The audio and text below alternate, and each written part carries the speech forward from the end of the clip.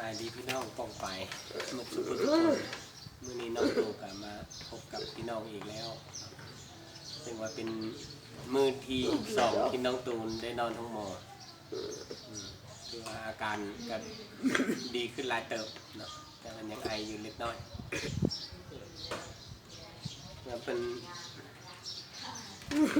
ได้สักยาจึงคอยดีกินยากินหลายๆก็มันยัง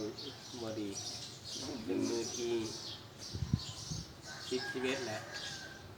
เมื่อคืนนี้กันยังออกอาการไข้อยู่ในนำผมนำมัดคืนมาเมื่อนี้กันรู้สึกว่าจะกินข้าวแต่ก่อนกินข้าวเม็ดบ่ได้เมื่อนี้เพิ่นจะกินข้าวเลยไปซื้อข้าวเปียกไปกิน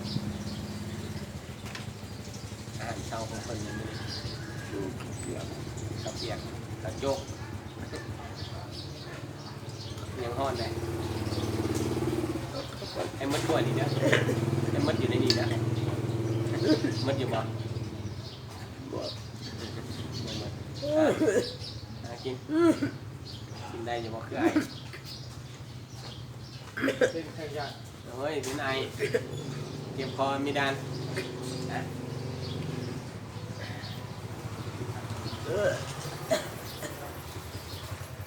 มีกินมาได้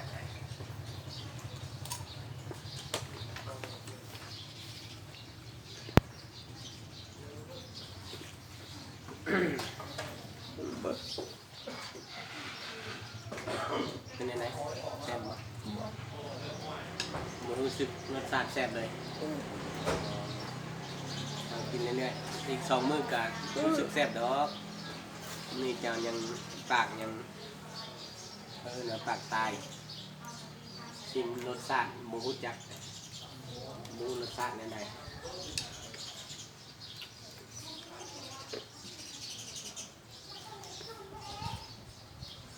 กินหลายๆกินมัดอยู่ในถ้วยนี่ดีแหละ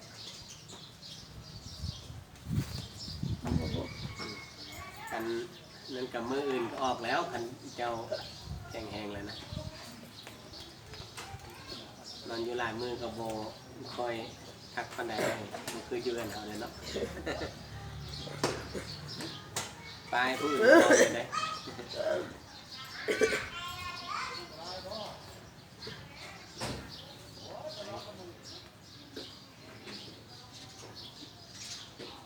ยังไม่แหลงนะ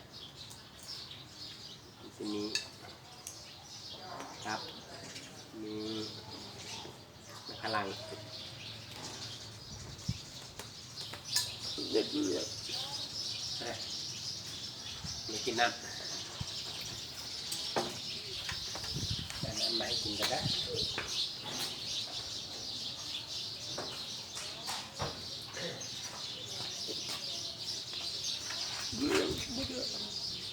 กินยังกำลังแซ่บกินน้ำโอลาลิต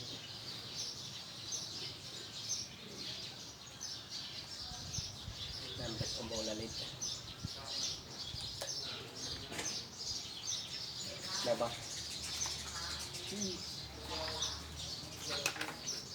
อีก2 คำได้กินน้ำ3 คำได้กินน้ำพอได้ลองคอ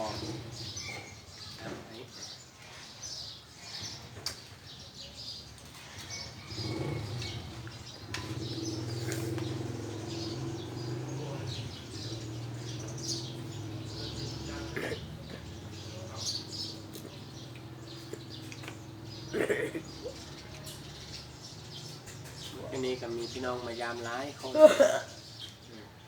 ให้น้ำตัวก็มีกำลังใจขึ้นมาหลายเติบเป็นเมเซียวพอเซียวครูอาจารย์มายามร้ายเป็น5-6 คนเซลกันเดียว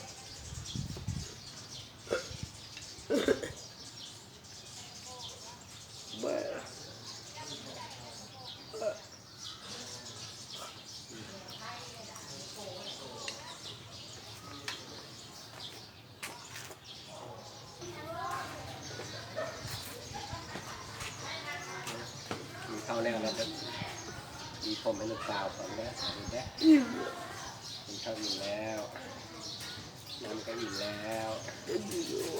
ดีผมยังจะดีแต่ผมยุ่งเลยเนาะหมอ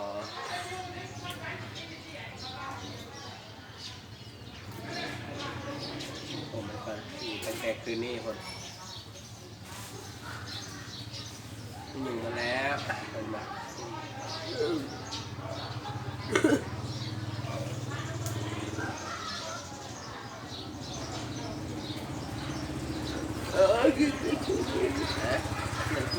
ดึงผมวะ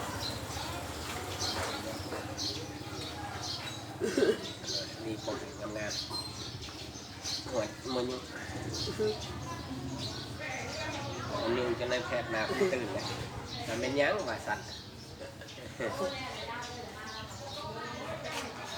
ยุ่งแค่ไข่หัวยุ่งปนินนะ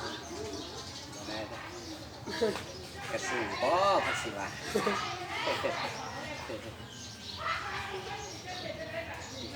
นะมีเกียง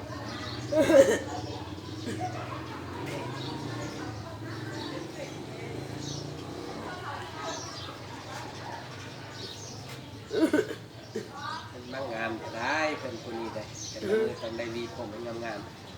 เมื่อใดดีผมโบเกียงก็ถือวันหน้ายุ่งมัดมือ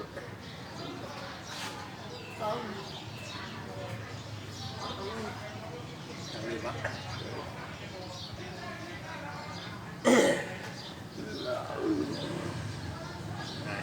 เกียงกันได้สักนิดนะเกียงแล้วหนาวได้อีก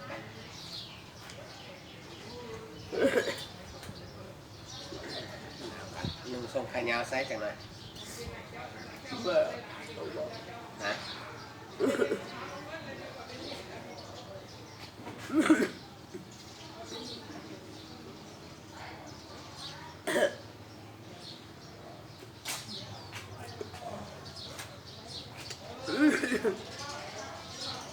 ตั้งเก้าให้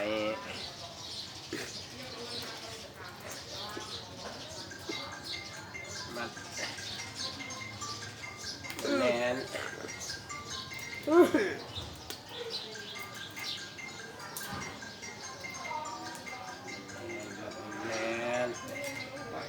หลายเดือนมัดโอเคงามแล้วงามแล้วเนาะ